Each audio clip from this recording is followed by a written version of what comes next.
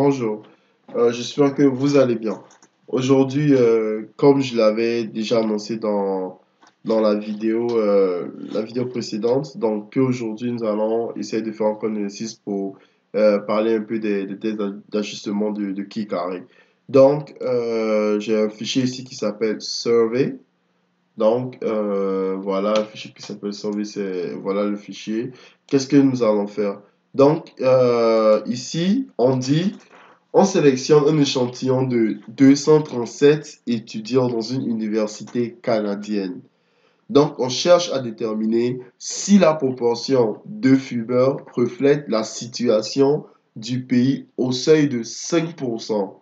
Donc, ici, voilà les données. On a ceux qui fument régulièrement, ceux qui fument beaucoup, ceux qui fument occasionnellement et ceux qui ne fument jamais la cigarette. Donc, on a ceux qui fument beaucoup, donc ceux qui sont réguliers, et ceux qui fument occasionnellement et ceux qui ne fument jamais. Donc, on veut voir si c'est la proportion de l'université canadienne, donc par rapport à l'échantillon, reflète vraiment la situation du pays au seuil de 5%. Donc, qu'est-ce que nous allons faire? Donc, voilà, on a les données.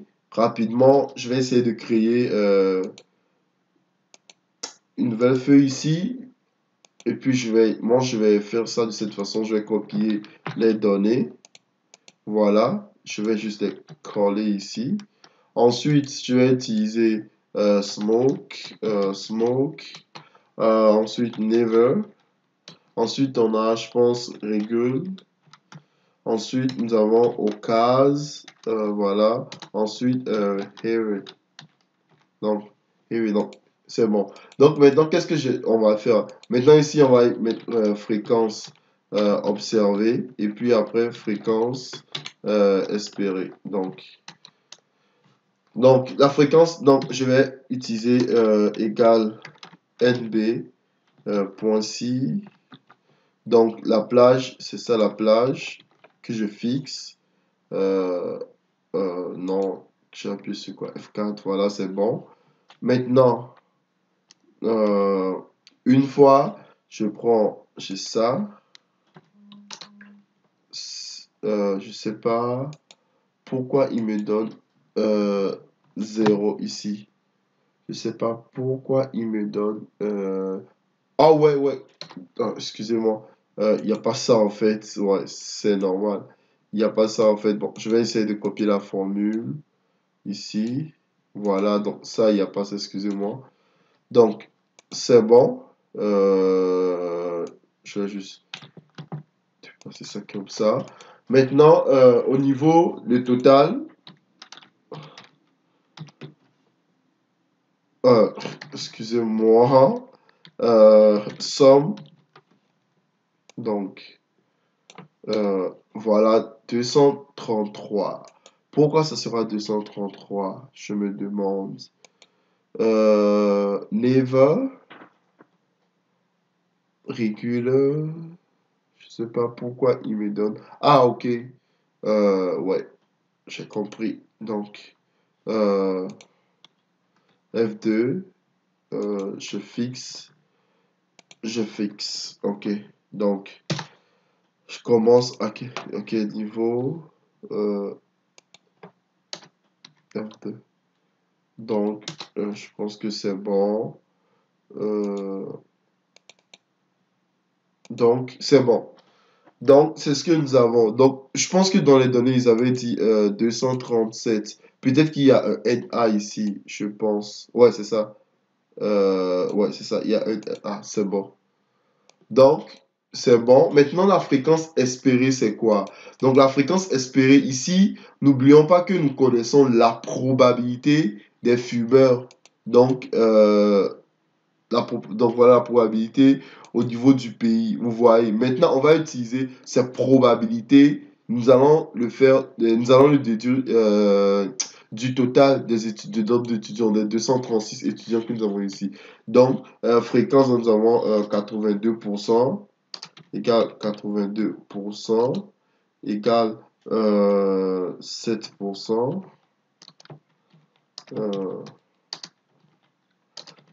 7% égale 6% égale 5%. Voilà. Donc ici, ça fera quoi? Ici, ça fera le total multiplié par... je pense que ça, c'est ça qui est le never. Je vais vérifier. Voilà, never, c'est 82%. Ouais, c'est bon. Donc, vous voyez, donc, ensuite pour le régulier, donc vous voyez, c'est 7%, je multiplie ça par 7%, donc, à faire le total ici, multiplié par, je vais voir les 7% du total, donc c'est ça, égal ici, ça, multiplié par ça, ensuite, ça, multiplié par ça, donc, c'est tout à fait logique, donc, c'est bon. Et si on va vérifier ici, le total sera donné les 236. C'est bon. Maintenant, nous allons calculer, nous allons utiliser cette formule qu'on avait fait, test d'ajustement de calcul avec cette formule-là.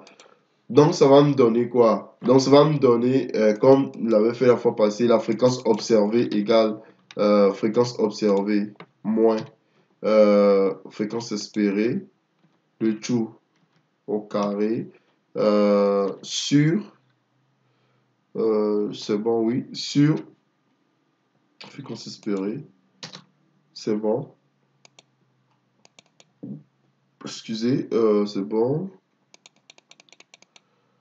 C'est bon. Maintenant, normalement, il faudrait que je pose normalement l'hypothèse avant même de faire ces calculs. Parce que c'est la première des choses qu'on fait d'habitude. On pose l'hypothèse. Donc, la distribution des fumeurs, donc, est la même. Est la même pour l'université et le reste du Canada. Donc ici, on va juste dire que les distributions sont différentes.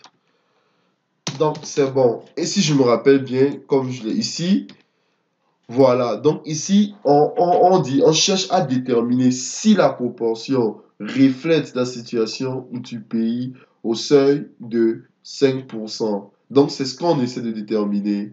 Donc ce qu'on essaie de déterminer, c'est ça. Donc là, on essaie de déterminer si la proportion de fumée reflète la situation de comment on l'appelle, la situation du pays. Donc c'est ça. Ensuite, l'hypothèse nulle, comme j'avais posé ici, donc est la même.